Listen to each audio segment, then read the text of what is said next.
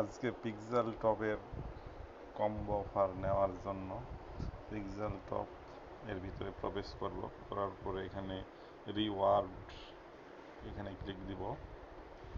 এখানে daily combo, এখানে প্লেতে ক্লিক দিতে হবে।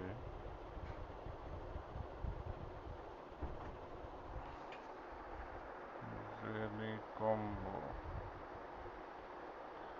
তো ডেইলি কম্বোর ভিতরে কার্ড সিলেক্ট করতে হবে। প্রথমে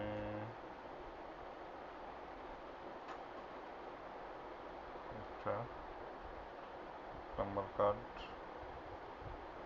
2 নম্বর কার্ড হবে